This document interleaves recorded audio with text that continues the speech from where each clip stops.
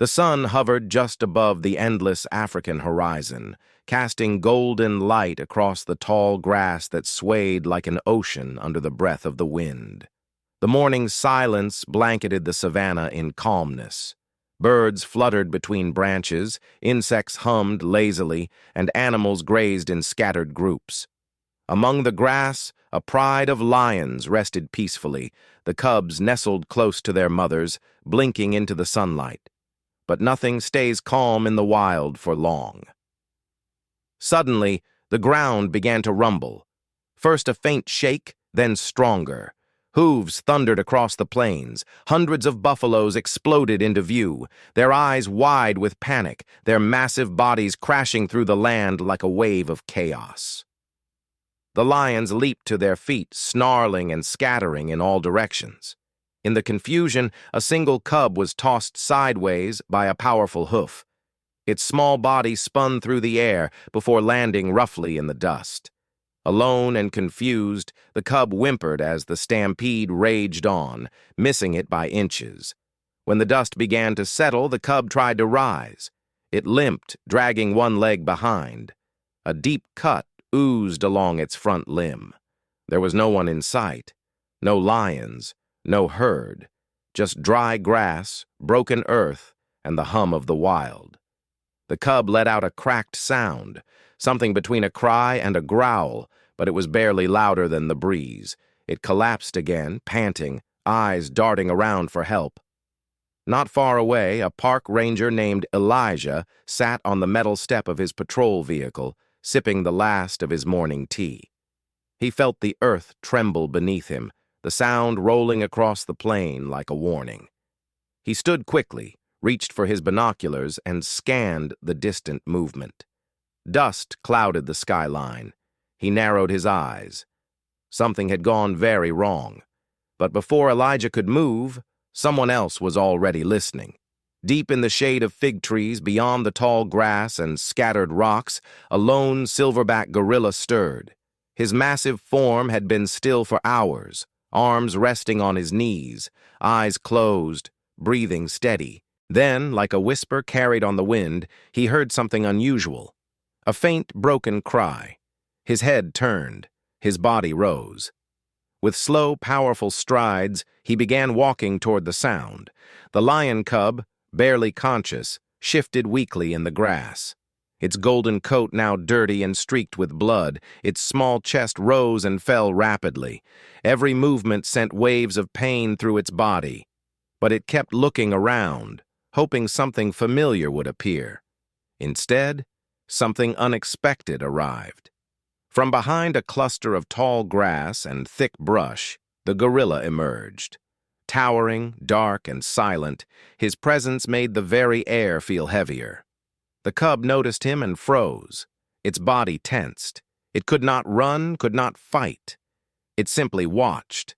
The gorilla stopped a few steps away. His posture was calm, not threatening. Slowly, he knelt. His eyes, dark and intelligent, stayed fixed on the cub. From the ground, he picked a patch of moss growing along a shaded root.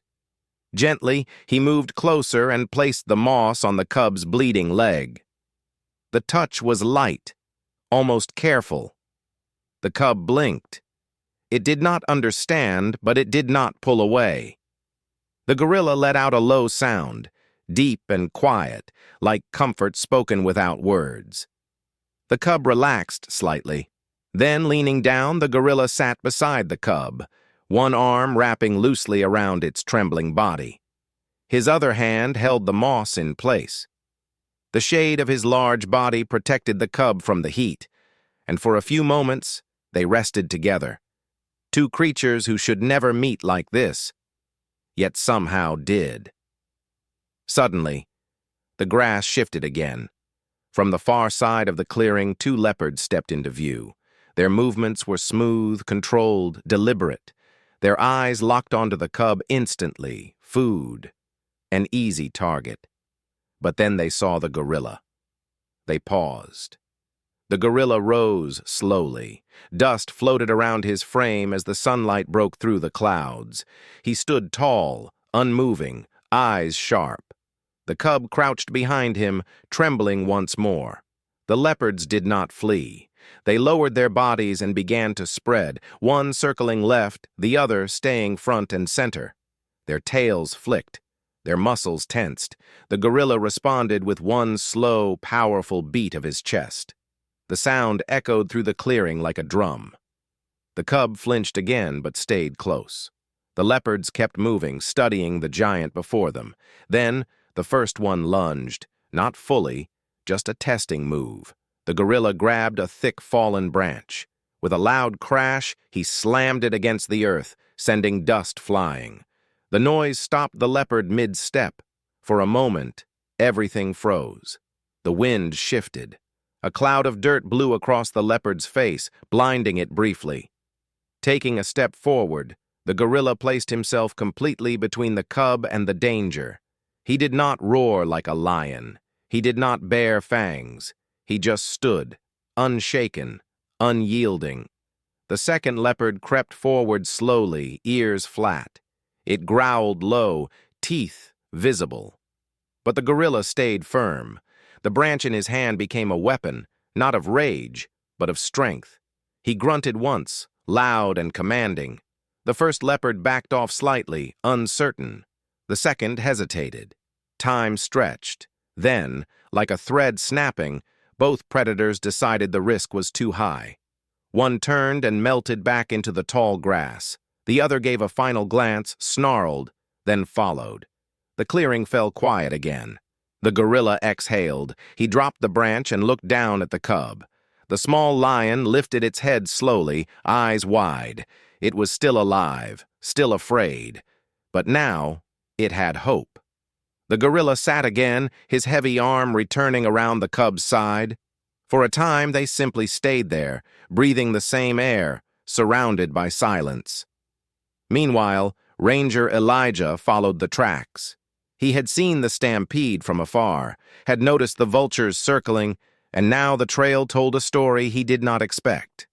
Leopard prints, tiny lion paw marks, and something massive. Knuckle impressions.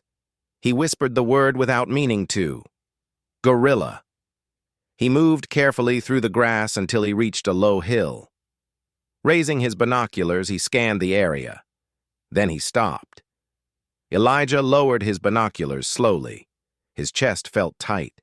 There, beneath a lone acacia tree, he saw something no book, no training, no years in the field could prepare him for. A lion cub rested against a silverback gorilla, as if it had found shelter in the most unlikely place. The massive primate sat calmly, his head turned slightly toward the ranger's direction, but without concern. He was not afraid. He was not aggressive. He was simply present. Elijah turned on the small chest-mounted camera pinned to his uniform. His voice came out as a whisper, barely louder than the breeze. "The gorilla is protecting it." His feet moved slowly through the brush as he circled wide, careful not to alarm either of the two figures in the distance. Each step felt unreal. Behind him, the sun climbed higher, the heat shimmering across the plains. In front of him, something ancient and silent was unfolding, a moment too rare for explanation, too sacred for interruption. Then, movement caught his eye again. To the right, not far from a cluster of rocks, a lioness stood with her nose lifted into the air. Her eyes locked onto something. Her ears shifted. Her muscles stiffened. Behind her, the rest of the pride stirred. 3 adult lions and 2 cubs. Their calm had broken. The scent of something familiar drifted toward them on the wind. A cub. Their cub. The lioness stepped forward slowly, her body low, her breaths sharp. Elijah remained frozen, camera steady. What would happen next? From the shadows of the trees, the gorilla rose. He nudged the lion cub gently.